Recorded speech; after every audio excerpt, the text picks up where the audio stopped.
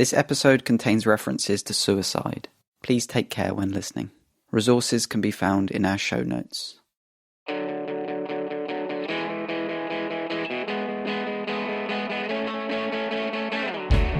Welcome to the True Story London podcast. I'm Michelle Toth.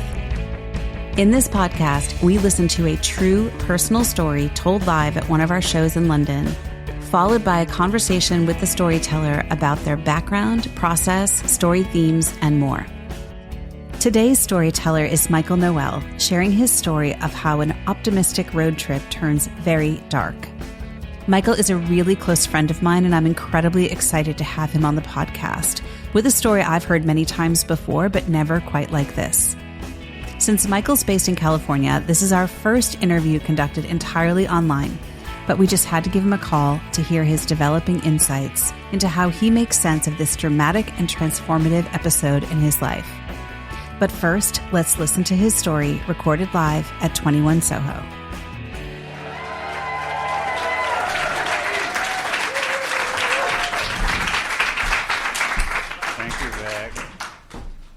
It is October 2006. It's the end of summer and winter's on its way, and I'm out of here, going back to Los Angeles, where I lived for a decade before my boyfriend got a little too stalkery, and I left.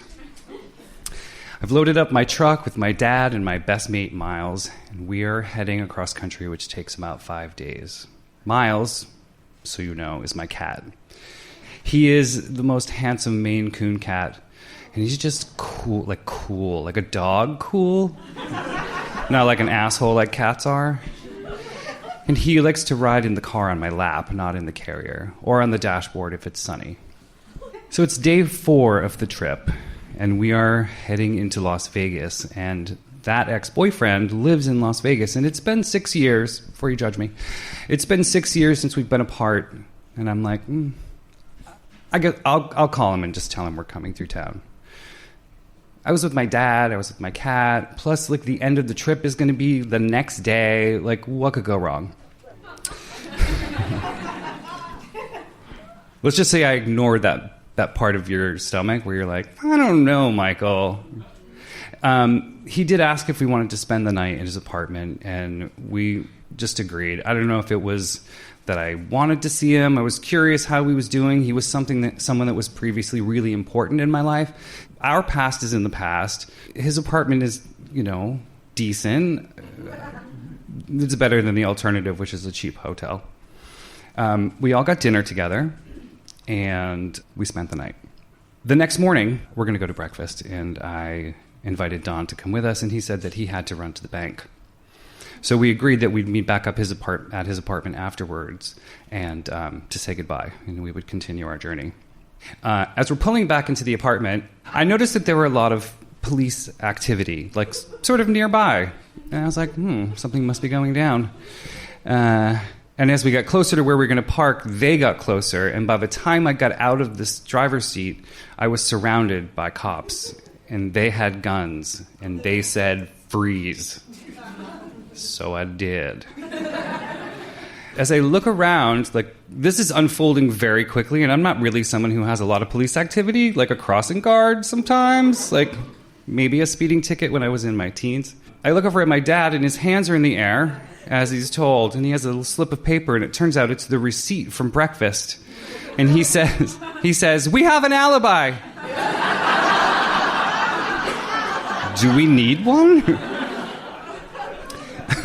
Now, these police officers have a lot of questions for me. They wanted to know where I was coming from, where I was going, who I was staying with, why I was there, and they gave me no time to respond. So I just said, I got here yesterday and we're staying with my friend Donnie's in 2024, and my name is Michael. And I pointed to his apartment, and just as I pointed, I saw Don walking down the stairs. So I said, he's right there. That's him right there. They asked me if he had a gun. I said, I just got here yesterday. I didn't take a full inventory.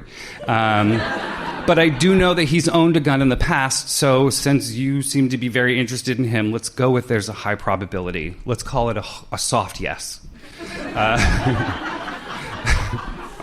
As soon as I told them that he had a gun, maybe, things kind of went to DEFCON 5 very quickly. They took us to the country club in this fancy apartment building that Don had misleadingly let me believe his life was going well.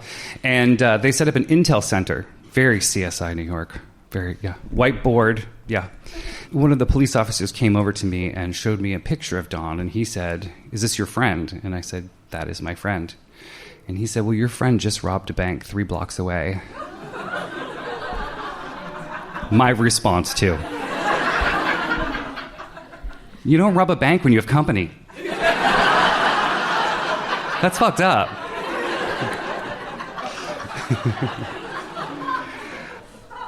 I remember thinking, like, holy shit. My ex-boyfriend just robbed a bank. He's now barricaded, maybe armed, in his apartment with my cat. Now, all I cared about in this, let me be clear, this shit is not great, but my cat's in the place. And this is like, this cat came, like I birthed this cat. This was my, like, in my brain vagina. Nothing was going to happen to him on my watch.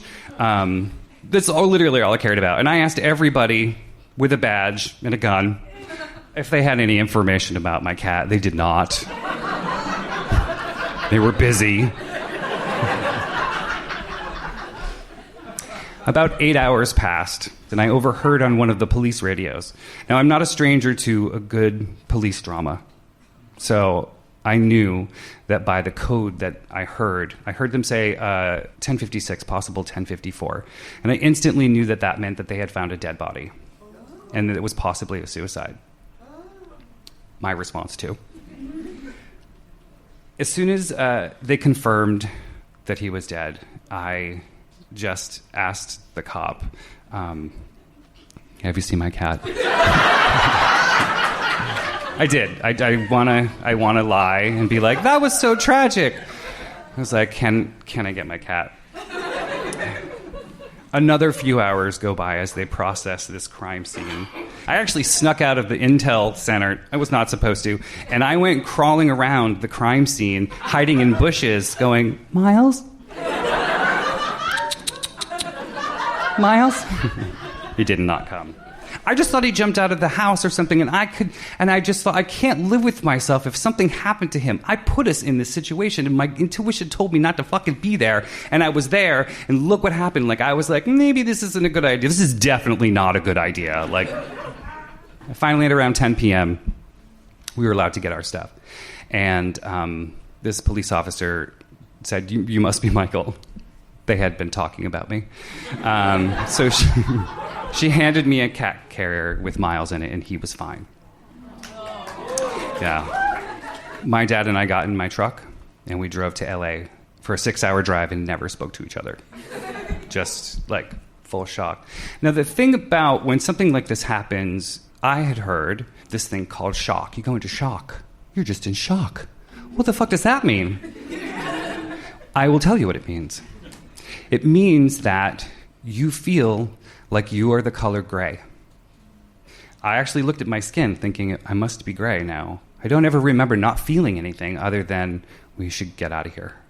This happened 15 years ago, and Miles did live to be 21. And we spent every damn day together. He was my best pal.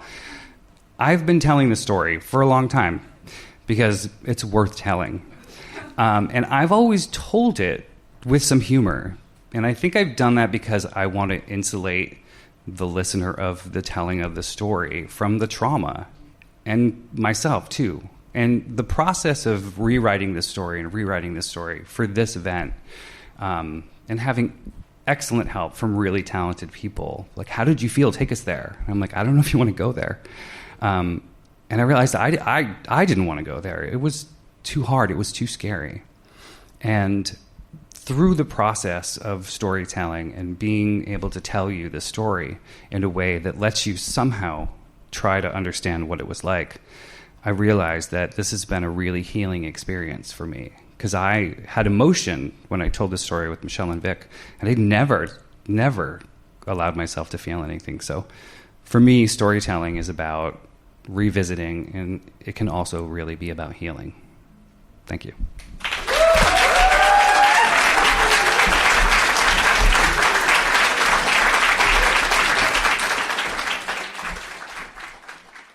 Michael, welcome to the podcast. Thank you. How does it feel hearing that story back? I wasn't ready. Oh, really? I think my memory of telling that story in different places is that I do always make it funny so that people are like, because it's some stuff. And that was the first time that I've heard that recording. I could hear it in my voice that I'm emotional now about just how shitty that was. Yeah, that's a huge theme of this particular telling of this story, right? Is that you really tried to share what it was really like, not just that it was absurd and extreme and funny, but that it was really traumatic and hard. Yeah, I mean, someone died. Well, thank you so much for being willing to revisit it. I think we should mention for the benefit of our listeners that we are really good friends. We've been friends for 20 something years. Is that right? That is, yeah, we met in 2000 or 2001. Long time. Long time. And I didn't check with you about mentioning this, but in the middle of this story, I got a phone call from one of my friends to see how my trip was going. That was me. Yeah. I know. I don't really recall the conversation. I do. I called and I said, I'm looking for Michael Noel. And you were like, it's me, Michelle, it's me. Like, but you didn't even sound like that. You sounded like the equivalent of the gray that you described of being in shock. Yeah. So you called me maybe 10 minutes after I found out that Dawn had died. You answered the phone and I was like, who is this stranger? I don't recognize who's answering Michael's phone. You were like the most down, the most flat I think I'd ever heard. Yeah, such that you didn't you thought I was somebody else. So I wanted to ask Michael, you've explicitly talked about processing or shielding from difficult emotions through humor. And I'm just curious, I think I know the answer to this, but has that been always true? Were you funny from birth? Yeah. I'm the middle child of teenage parents. So I just did what I had to do to get noticed. And it turns out that I'm funny, which is lucky. Whenever my mom was mad, I would purposely try to come up with a joke to make her laugh, because if she laughed, then she couldn't be mad anymore. I don't know any other life but that I'm kind of funny. I don't know. I feel like if I'm too serious, people want to oh, what do you do for work? I don't want to talk about that stuff. I don't. I'm wondering if there's an even less humorous, more emotionally open telling than this. And do you think it would work? Do you think an audience wants to see a grown man cry? I think if I were to get emotional in telling the story with zero humor and really letting people go there, I think it would be impossible for me to try to honestly recount that day and not quiver the whole time. Just talking about it makes me emotional which was never the case before I did this version of the story, to be fair. But this is what is so interesting to me about as you talked about the power of storytelling, is that I both want to give you a big hug and comfort you from the sort of emotion that comes up when you think about that time. But it also suggests to me that there's more processing to do, that there's more to deal with there, that you've been kind of burying a little bit in humor and not necessarily really confronting how difficult that time was. Yeah, I think that that's true. And I never really, I never went to therapy about this. When I was going through, getting diagnosed with ADHD in my late 30s, a couple of years after this had happened, the psychologist I had to meet with a psychiatrist or a nurse practitioner to be prescribed medication. So she was really ahead of the trend. Yeah, have been for a long time. And it did change my life. So no judgment from people who have issues with none with adults. Oh gosh, none. Medicating for adult attention deficit disorder. Where was I? Just kidding. I took my medication. I had to meet with the nurse practitioner who was also a psychiatrist, and she was like, any trauma into your life? And I was like, I don't really think so. I was like, well, there was this one time where my ex-boyfriend robbed a bank and then killed himself. Literally, I was like, let me think. Trauma. No. Oh, well, maybe. Does this count? And what did she say? She was like, so she put me in therapy for 6 months. Oh, good. Did you go? I did go, but I don't think I was at a place in my life where I was even capable of dealing. I don't remember any of the therapy. I don't think it was helpful. Maybe it was. Who knows? Are you glad that you told this story in this way? Yes. Yes and no. yes, I feel like as someone who really loves the art of storytelling and doing comedy, connecting with an audience, I feel like as a storyteller, I did the best job that I was capable of on that night to deliver that story the way that I did. But listening to it back as someone who tends to protect himself from people knowing too much, it makes me feel more vulnerable. It makes you feel more vulnerable, and that's not comfortable and not something that you're after. It's not just not something that I'm familiar with. I'm open to it, you know? Well, no, I think that's what's kind of interesting because, vulnerability is all the rage. So everyone's doing it. Exactly. But this is a big thing to be vulnerable about because it was so huge. I just hope that this process ultimately is part of releasing some of that trauma and reframing that experience, because it was kind of remarkable to me how grounded you actually were in what actually mattered to you in that time. Your clarity about what you could and couldn't influence and what you were responsible for and what mattered. And I wonder if you could talk a little bit about that. One of the things that I realized in listening to this back is that there is a certain amount of shame associated with having made this decision, having put my father in this position, and now my cat is somehow missing. Like, all the what ifs were kind of going through my head. Like, what if he had just jumped in the car with us and we went off sightseeing? Turned out the bag that he stole from the bank had a tracer in it. They would have chased us. I was protective of my dad, because my dad had had a stroke a few years earlier and his speech gets messed up when he's nervous. And I haven't talked about this at all, like my dad being in the story, but it was sort of a pivotal moment in our relationship as adult men, where I think he saw me as a man who was protecting him, as opposed to him just always seeing me as his kid. He had always been the protector. Like, he was like kind of the crazy road rage guy. If he thought somebody put his kids in danger, he would chase them down. Like, he's a little bit nuts, but in a protective, good dad way. And I think on that day when he saw the police try to separate us, and without question, I just got between us and put my hand in his face. And I was like, that's not happening. He stays with me. So I think that there was a shift there in our relationship. Wow. So there's two things I want to talk about. So one is to understand how your dad did react to the whole tragic experience. Like, you didn't talk on the ride to LA, but presumably you've talked about it a bunch since. How does he make sense of it? We have not talked about it a lot since. Really? My dad retells the story in like a 2-minute clip. Wow. And my dad's just like he was a sick man. He robbed a bank and then he ended his life. He was sick. To my boomer dad, that is the explanation. Whoa. Okay. I don't think my dad was as stressed out about the situation as I was. He was just like, well, ain't this some shit? You know, I think he was just like, my friends at the campground are not going to believe it. He doesn't have a country accent, but I just feel like when I represent him, like, I don't think that this was a traumatic moment in my dad's life. I don't. Wow. Okay. That's pretty interesting. He was like, oh, anyways, I'm going to fly home on Monday. Yeah. Oh, No. Yeah. No. We're learning where Michael suppresses bad feelings. The old apple doesn't fall far from the tree. Yeah. Oh my gosh. Because I was wondering if your dad was a reassuring presence to you, but it sounds like you were actually feeling, I'm responsible for my dad. I put him in this situation. Yeah. Yeah. So, Michael, I wanted to ask you about the issue of not listening to your intuition on that day. You definitely felt like, not sure this is a good idea, but I'm going to override this and do it anyway. What was going on then?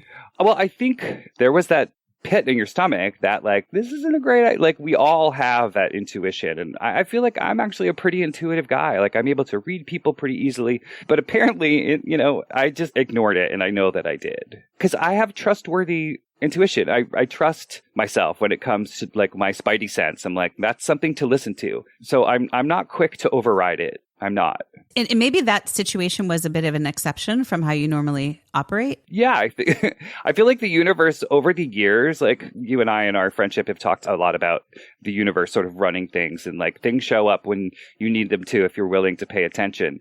And I think the universe was trying to, like, quietly be like, hey, that's not a good idea. Excuse me, maybe you should have too. And then I wasn't listening, and then the universe was like, all right, here we go. Like that's how I view it in my lesson of trusting my intuition. You literally thought, what's the worst that can happen? And the universe was like, I'll show you. Yeah, the universe is like, funny you should mention that because we got a doozy in for you there, fella. It's interesting to look back at something this big and look at it through another lens. And it's tricky because people who don't know you might not understand why the tragedy of Don doesn't play as big in the retelling of the story. Did you need to mourn his loss, the loss of Don? Did you grieve, do you think? I think, in my own ways over the years. I think, he was my first boyfriend a long, long time ago. Some incredible moments in my life happened while he and I were a couple. And having lost that person feels really tragic. But when I think about like who he revealed himself to be over the years, I feel like there was definitely some emotional abuse. There was light physical abuse. There was some real threatening behavior. It's the reason that I left Los Angeles because my parents were like, this seems a little like, if I can't have you, no one can. And I was like, that's weird. And like, I just like left. So it's hard. Like I sort of have him in two categories in my brain, right? The person that I once loved who has shared these beautiful moments in my life, to the other person who like, robbed a bank and then ended his own life while he had company. Like we've never really, really talked about this. Like it's startling to think that he did that when you were present. Yeah. Feels a little on the nose, a little, little paybacky kind of, I don't know. Never really thought about it, to be fair. He had robbed 4 other banks. So he either got caught so that this could happen or just happened to get caught. I'll never know. I'm not going to call the Long Island Medium either. She seems booked. So, Michael, what happened after you got to LA and this was behind you? How did you deal with the aftermath of this situation? This is a really tricky one because I did not want any of the mutual friends that Don and I had while we were together to know that I was there when this happened. But I also knew that they needed to know what had happened. But I didn't want to be the one to tell them because I didn't want them to know that I was there. Because why would I be there for all they knew I lived in Boston? So I found one friend that I trusted and I called him and I said, listen, I have something to tell you, but I need your word that you do not tell anyone that I was there or how you know. You tell them that the Las Vegas Police Department called you. That's how you know. And he was like, okay. So then I told him the story. And of course, tragic, telling him that his good friend has passed and all this terrible stuff. I got word, like I ended up on the list of people who should know about this, that there was going to be a memorial service for Don at his favorite bar in West Hollywood. And I, again, like this is an intuition moment. I was like, I don't want to go to this. Like, I don't want to go. And if this is the only opportunity where he's going to be sort of memorialized or like have like people say nice things in his honor as he, pay their respects, whatever, then maybe I should. And I really grappled with it. And I thought, all right, made a promise to myself. All right, I'm going to go. I'm going to stand in the back. And if it gets weird, I'll leave. I'll just leave. So I went to this bar, walked upstairs, started seeing a couple of people that I know, like, oh, hey, I didn't know you were in town. I'm like, oh, yeah, I just moved back. It's just so sad to hear this. And still in shock because it's only like a week later. So I walk in, make my way through this bar up to the front of like the balcony. And there are these 2 huge poster boards filled with pictures. Now, Michelle, all of the pictures were of Don and me as a couple. Every single picture was of Don and me. Oh my gosh. I was like, I came to pay my respect. I like showed up to pay my respect sort of quietly in the back. And I am all of a sudden a widow. I just left. I just ran out. I ran out of the bar and ran to my car and thought, you need to start listening to your gut. The universe was trying to tell me something with the situation, but it was like, this bitch did not hear me. So that's how that ended. I don't even know where to go with how you process that kind of information after the fact of this person dying. Well, it meant that in all of his friends' minds, it would be important for every photograph that he had displayed to be with me. Like, that was where I was like, oh, he wasn't over me. He was still in love with me. And he told all of his friends that. Like, I was like, this is a weird practical joke, like kind of mean. Like a very noir film, that's for sure. Yeah. I was like, okay, I this is the weird end of the psychological thriller. Yeah. Yeah. Jogged out of that bar and ran to my car and just like, like, what just happened. That is so much to go through. It's like there was a parallel universe happening that you weren't aware of, that you only became aware of after enduring this tragedy. It's mind-blowing and massively unfair and needs a lot of reframing, because otherwise it just feels like something that happened to you, as opposed to like stepping back and looking at how tragic it was that Don subjected you to this. Well, like I said before, this was the first time I ever rewrote the story and practiced telling it in a way that let the listener come with me more. So I think because I was so surprised to be emotional, even after writing it, was only when I was telling it and I was trying to be mindful of like how I worded things and didn't have something be funny that I thought was important for the listener to hear. I think about the situation from that day completely differently than I did before that happened. Like, I'm much more gentle with myself about this being a healing experience and a learning moment, as opposed to like, you're not going to believe what happened in Vegas, 2006. Like, I really am more protective of myself from talking about it, because I don't want to tell this story as a funny story anymore. I don't think it's funny. I think it is the moment in my life where I changed. I became a different person after this. I live my life with trauma now. I don't say that in a way that's like, oh, I have this badge and I can be lazy or depressed, or I just am recognizing that this was a really big deal. All of it.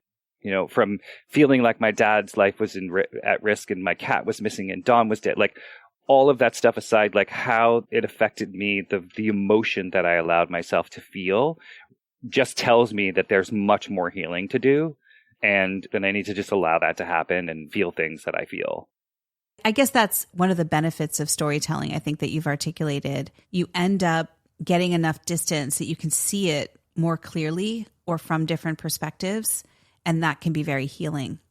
So, Michael, what are you up to now? It's many years after the time of this story. You are back in California. What is happening for you these days? Well, I'm fortunate enough to have a job as a performer, and I work for an online team building company as a live but online game show host, which is great because I don't always have to wear trousers.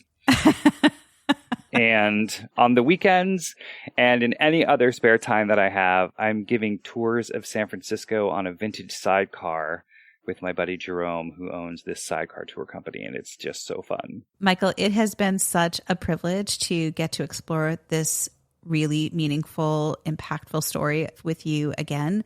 I know it was a really incredibly difficult time, and it's a real honor to me that you would trust me with the conversation to go even deeper than you did the night that you shared it. So thank you so much for letting us into some of the dramatic backstory of what was going on for you at that time, and for sharing a bit more about your approach to storytelling, what you've taken from this. Thank you. Thank you.